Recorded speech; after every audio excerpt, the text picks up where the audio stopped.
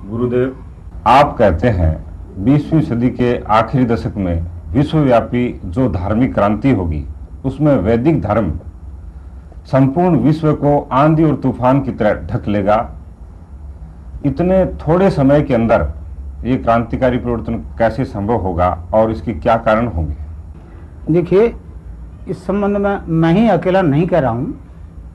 संसार के अनेकों भविष्य दृष्टा संतों और ज्योतिषियों की इस संबंध में स्पष्ट भविष्यवाणियां हैं। हिंदू दर्शन के अनुसार इस धार्मिक क्रांति का मूल कारण 10वें अवतार का अवतरण होगा।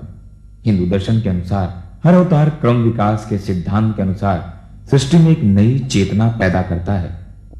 श्री अरविंद के अनुसार यदि क्रम विकास के साथ अवतारवाद का कोई संबंध न हो तो अवतारवाद का कोई अर्थ ही नहीं रह जाता। हिंदू दशावतारों की श्रृंखला अपने आप में मानव क्रम विकास का एक रूपक है। सर्वप्रथम मत्स्य अवतार हुआ, जिसके माध्यम से जल में जीवों का सृष्टि विकास हुआ। फिर पृथ्वी व जल के स्थल जलचर कच्छप का अवतरण हुआ। तीसरे अवतार वाराह के साथ पृथ्वी पर पशु पक्षियों की सृष्टि हुई। चौथा नरसिंह अवतार पशुओं व मनुष्यों के मध्य की स्थिति को स्पष्ट करता है। मनु का अवतार मानव के रूप में हुआ। फिर वामन, परशुराम, राम और कृष्ण अवतरित हुए, जो निरंतर प्राणमयी राजसिक से सात्विक मानसिक मानस और अधिमानस तक ले जाने के माध्यम बने। इस प्रकार 10वें अवतार के अवतरण के कारण मानवता में जो चेतना पैदा होगी, श्री अरविंद ने उसे नई चेतना की संज्ञा दी है और पश्चिम के भविष्य दृष्टाओं ने उसे एक नई सभ्यता के नाम से पुकारा है।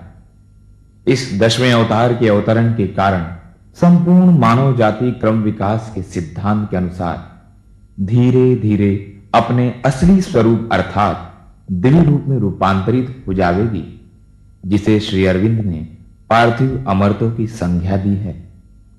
श्री अरविंद की आराधना का उद्देश्य उस परम सत्ता को पृथ्वी पर मानव रूप में अवतरित करना था और श्री अरविंद ने अपने जीवन काल में ही पूर्ण सफलता प्राप्त कर ली।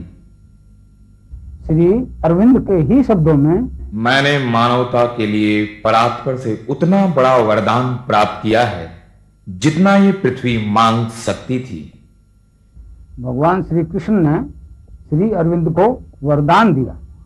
शीघ्र ही चेतना के ऊर्ध्वलोक से एक भागवत शक्ति का अवतरण होगा, जो पृथ्वी पर स्थापित मृत्यु और असत्य के राज्य को समाप्त कर यहां भी भगवान के राज्य की स्थापना करेगी। भगवान श्री कृष्ण ने योग युक्त स्थिति में जो आदेश दिए थे ना, उससे भी इस बात की पुष्टि होती है, इस अवतरण की पुष्टि होती है। भगवान श्री कृष्ण ने अलीपुर जेल में श्री अरविंद को कहा था, मैं तुम्हें जिस काम के लिए जेल में लाया हूं, अपने उस काम की ओर मुड़ो और जब तुम जेल से बाहर निकलो तो याद रखना, कभी डरना मत, कभी हिचकिचाना मत। याद रखो, यह सब मैं कर रहा हूं, तुम या और कोई नहीं। अतः चाहे जितने बादल घिरे, चाहे जितने खतरे और दुख कष्ट आवें, कठिनाइयां हों, चाहे जितनी असंभवताएं आएं, कुछ भी असंभव नहीं है, कुछ भी कठिन नहीं है। मैं इस देश और इसके उत्थान में हूं। मैं वासुदेव हूं, मैं नारायण हूं। जो कुछ मेरी इच्छा होगी वही होगा, दूसरों की इच्छा से नहीं। मैं जिस चीज को लाना चाहता हूं उसे कोई मानव शक्ति नहीं रोक सकती।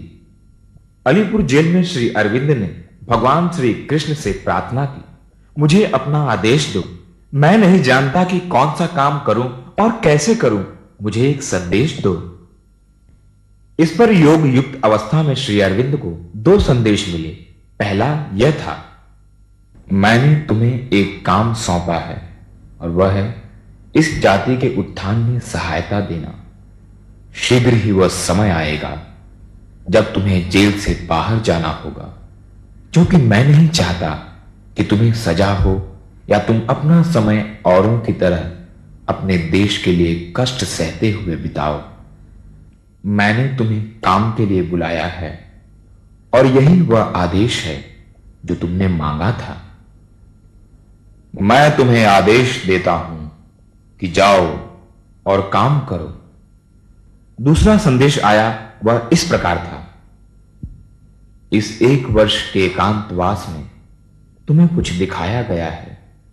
वह चीज दिखाई गई है जिसके बारे में तुम्हें संदेह था। वह है हिंदू धर्म का सत्य। इसी धर्म को मैं संसार के सामने ऊपर उठा रहा हूं।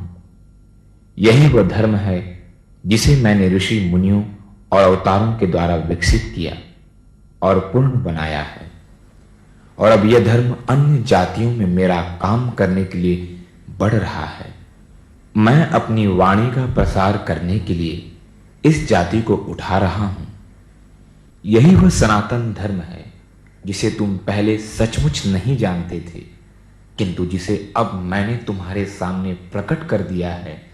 तुम्हारे अंदर जो नास्तिकता थी, जो संदेह था, उनका उत्तर दे दिया गया है, क्योंकि मैंने अंदर और बाहर स्थूल और सूक्ष्म सभी प्रमाण दे दिए हैं और उनसे तुम्हें संतोष हो गया है। जब तुम बाहर निकलो तो सदा अपनी जाति को यही वाणी सुनाना कि वे सनातन धर्म के लिए उठ रहे हैं। वे अपने लिए नहीं बल्कि संसार के लिए उठ रहे हैं। मैं उन्हें संसार की सेवा के लिए स्वतंत्रता दे रहा हूं। अतएव जब यह कहा जाता है कि भारतवर्ष ऊपर उठेगा, तो इसका अर्थ होता है सनातन धर्म ऊपर उठेगा। जब कहा जाता है कि भारतवर्ष महान होगा, तो उसका अर्थ होता है सनातन धर्म महान होगा।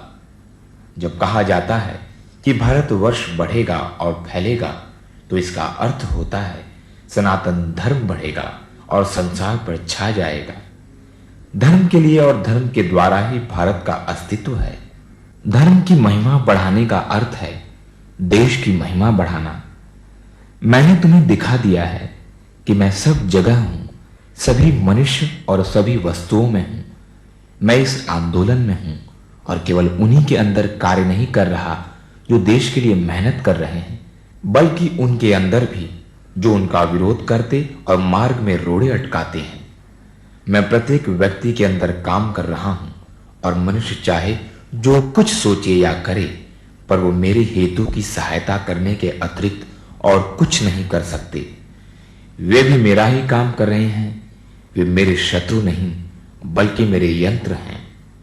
तुम ये जाने बिना भी कि तुम किस ओर जा रहे हो, अपनी सारी क्रियाओं के द्वारा आगे बढ़ रहे हो। तुम करना चाहते हो कुछ और, पर कर बैठते हो कुछ और। तुम एक परिणाम को लक्ष्य बनाते हो और तुम्हारे प्रयास ऐसे हो जाते हैं जो उससे भिन्न या उल्टे परिणाम लाते हैं। शक्ति का आविर्भाव हुआ है और उसने लोगों में प्रवेश किया है। मैं एक जमाने से इस उत्थान की तैयारी करता आ रहा हूं और अब वह समय आ गया है। अब मैं ही इसे पूर्णता की ओर ले जाऊंगा। इस प्रकार श्री अरविंद को दिए वरदान के अनुसार वह परम सत्ता भारत की पुण्य भूमि पर मानव देव धारण करके अवतरित हो गई। इस अवतरण को ध्यान से देखने के बाद श्री अरविंद ने घोषणा कर दी। 24 नवंबर 1926 को श्री कृष्ण का पृथ्वी पर अवतरण हुआ था। श्री कृष्ण अति मानसिक प्रकाश नहीं है। श्री कृष्ण के अवतरण का अर्थ है अधिमानसिक देव का अवतरण, जो जगत को अति मानस और आनंद के लिए तैयार करता है। श्री कृष्ण आनंदमय है। वे अति मानस को अपने आनंद की ओर उद्बुद्ध करके विकास का समर्थन और संचालन करते हैं। श्री अरविंद के अनुसार मानव रूप में अवतरित हुआ परम सत्ता 20वीं सदी के अंत से पहले पहले संपूर्ण विश्व के सामने प्रकट हो जाएगी। इस 10वें और अंतिम अवतार के अवतरण के कारण संपूर्ण मानव जाति क्रम विकास के सिद्धांत के अनुसार अपने असली स्वरूप अर्थात दिव्य रूप में रूपांतरित हो जाएगी। मानवता में भविष्य में होने वाले इस क्रांतिकारी परिवर्तन को देखकर श्री अरविंद ने भविष्यवाणी की है। आगामी मानव जाति दिव्य शरीर धारण करेगी। इतने थोड़े से समय में ये धर्म संपूर्ण विश्व में किस प्रकार फैलेगा, उसको मैं एक उदाहरण से समझाता हूं। मैं अपने दीक्षांत भाषण में कहा करता हूं कि अगर आप आंख बंद करके आज्ञा चक्र पर मेरा ध्यान करोगे तो आपकी ये तीसरी आंख खुल जाएगी और आप संपूर्ण ब्रह्मांड को अपने अंदर देखोगे, संपूर्ण ब्रह्मांड को अपने अंदर देखोगे। और विभिन्न प्रकार की योगिक क्रियाएं जैसे आसन, बंद, मुद्राएं, प्राणायाम अपने आप होने लगेंगे। वो कुंडलिनी शक्ति उसका संचालन करेगी। मेरी इस फिल्म को देख करके और संसार के करोड़ों स्त्री पुरुष आज्ञा चक्र पर मेरा ध्यान करें और क्षण भर में करोड़ों का ये तीसरा नेत्र खुल जाए तो इसमें आश्चर्य की कोई बात नहीं। गुरुदेव, आपने विश्वव्यापी धार्मिक क्रांति का कारण वैदिक दर्शन में वर्णित 10वें अवतार के अवतरण को बताया। ईसाई जगत में धार्मिक क्रांति के कारण क्या होंगे? देखिए, ईसाइयों का पवित्र धार्मिक ग्रंथ बाइबल एक भविष्यवाणियों का ग्रंथ है और उसमें सृष्टि उत्पत्ति से लेकर के और मनुष्य के दिव्य रूप में रूपांतरित होने तक की बात भविष्यवाणियां। और आज तक जितनी भी भविष्यवाणियां आज तक बाइबल की थी वो पूर्ण सत्य प्रमाणित हो रही है। बाइबल की सभी भविष्यवाणियां उस सहायक के इर्द गिर्द चक्कर लगाती हैं जिसको बुलाने की भविष्यवाणी करते हुए यहोवा ने यशायाह के 46 के 10 एवं 11 में कहा है, मैं तो अंत की बात आदि से और प्राचीन काल से उस बात को बताता आया हूं जो अब तक नहीं हुई। मैं कहता हूं मेरी युक्ति स्थिर रहेगी और मैं अपनी इच्छा को पूरी करूंगा। मैं पूर्व से एक उकाऊ पक्षी को अर्थात दूर देश से अपनी युक्ति को पूरा करने वाले पुरुष को बुलाता हूं। मैंने ही यह बात कही है और उसे पूरी भी करूंगा।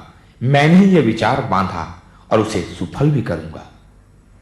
यहोवा की भविष्यवाणी को दोहराते हुए यीशु ने कहा है, यूहन्ना 15 के 26, परंतु जब वह सहायक आएगा जिसे मैं तुम्हारे पास पिता की ओर से भेजूंगा, अर्थात सत्य का आत्मा जो पिता की ओर से निकलता है, तो वह मेरी गवाही देगा।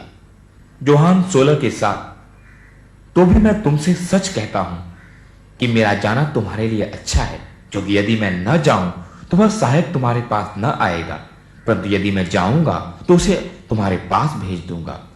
मैथ्यू 24 के 27, क्योंकि जैसे बिजली पूर्व से निकलकर पश्चिम तक चमकती जाती है, वैसे ही मनुष्य के पुत्र का भी आना होगा। वह सहायक कब आएगा उसका सही समय यीशु अपने जीवन काल में नहीं बता सका। वह यही कहता रहा कि इसकी जानकारी केवल पिता को है, परंतु उस समय संसार की जो स्थिति होगी उसका विस्तार से वर्णन किया है। मृत्यु के बाद यीशु की आत्मा 40 दिनों तक मृत्यु लोक में ही विचरण करती रही। 40वें दिन स्वर्गारोहण से पूर्व आत्मभाव से यीशु ने जो भविष्यवाणी की वह बहुत महत्वपूर्ण है। क्योंकि हिंदी अनुवाद सही चित्र प्रस्तुत नहीं करता, अतः उसे समझने के लिए हमें मूल भाषा का सहारा लेना होगा, जो इस प्रकार है। For John truly baptized with water, but he shall be baptized with the Holy Ghost not many days hence. उपरोक्त में पवित्र आत्मा से बपतिस्मा पाने का समय जानने के लिए not many days hence का प्रयोग किया गया है, जिसका स्पष्ट अर्थ होता है एक दिन से अधिक नहीं, क्योंकि उपरोक्त भविष्यवाणी मृत्यु के बाद यीशु की आत्मा ने की थी। अतः उस सहायक के प्रकट होकर पवित्र आत्मा से बपतिस्मा देने का सही समय जानने के लिए ईश्वरीय समय से हिसाब लगाना होगा। मृत्युलोक और ईश्वरीय समय की तुलना करते हुए 2 पीटर 3 के 8 में कहा है, हे प्रियो, यह एक बात तुमसे छिपी न रहे कि प्रभु के यहां एक दिन 1000 वर्ष के बराबर है और 1000 वर्ष एक दिन के बराबर है। इस प्रकार प्रथम 1000 वर्ष पूरे होने पर ईश्वर का एक दिन पूर्ण हो चुका है। दूसरे 1000 वर्ष पूर्ण होते ही ईश्वर के 2 दिन पूर्ण होकर तीसरा दिन प्रारंभ हो जाएगा। 20वीं सदी के अंत से पहले पहले उस सहायक को प्रकट होना पड़ेगा और संपूर्ण ईसाई जगत को उसे स्वीकार करना पड़ेगा। उस सहायक को पहचानने के लिए बाइबल ने ईसाइयों को एक कसौटी दी है। उस पर खरा उतरने वाले व्यक्ति को ही ईसाई जगत सहायक के रूप में स्वीकार करेगा। वो कसौटी है भूत भविष्य को दिखाना और सुनाना। इसी बात को यीशु ने जाहन 16 के 13 और 14 में स्पष्ट शब्दों में कहा है। परंतु जब वह अर्थात सत्य का आत्मा आएगा तो तुम्हें सब सत्य का मार्ग बताएगा, क्योंकि वह अपनी ओर से न कहेगा, परंतु जो कुछ सुनेगा वही कहेगा, और वह तुम्हें आने वाली बातें दिखाएगा। वह मेरी महिमा करेगा, क्योंकि वह मेरी बातों में से लेकर तुम्हें दिखाएगा। अंत में यहोवा ने भी इसी कसौटी को आधार मानकर अपना मुकदमा लड़ने का आदेश दिया है। यशायाह 41 के 21 से 23 में यहोवा ने कहा है, यहोवा कहता है अपना मुकदमा लड़ो। याकूब का राजा कहता है अपने प्रमाण दो, वे उन्हें देकर हमें दिखाएं कि भविष्य में क्या होगा। पूर्व काल की घटनाएं दिखाओ कि आदि में क्या क्या हुआ, जिससे हम उन्हें सोचकर जान सकें कि भविष्य में उनका क्या फल होगा। वहां होने वाली घटनाएं हमें सुना दो, भविष्य में जो कुछ घटेगा वो दिखाओ, तब हम मानेंगे कि तुम ईश्वर हो। भला या बुरा कुछ तो करो कि हम देखकर चकित हो जावें। आपके कथनानुसार वेदांतियों के 10वें अवतार और ईसाइयों के सत्य के आत्मा के अवतरण का समय 20वीं सदी का आखिरी दशक ही पड़ता है। क्या दोनों दर्शन एक ही व्यक्ति की तरफ इशारा करते हैं? देखिए, इस बात का फैसला तो वेदांतियों और ईसाइयों को ही करना पड़ेगा और वही मान्य होगा। परंतु यशायाह 43 के 8 और 9 में जो कुछ वर्णन है उससे तो एक ही झलक मिलती है कि वह व्यक्ति एक ही होगा। यशायाह 43 के 8 एवं 9, आंख रखते हुए अंधों को और कान रखते हुए बहिरों को निकाल ले आओ, जाति जाति के लोगों को इकट्ठा किया जाए और राज्य राज्य के लोग एकत्रित हों। उनमें से कौन ये बात बता सकता है? वह बीती हुई बातें हमें दिखा सकता है। वे अपने साक्षी ले आएं, जिससे वे सच्चे ठहरें। वे सुन लें और कहें, यह सत्य है।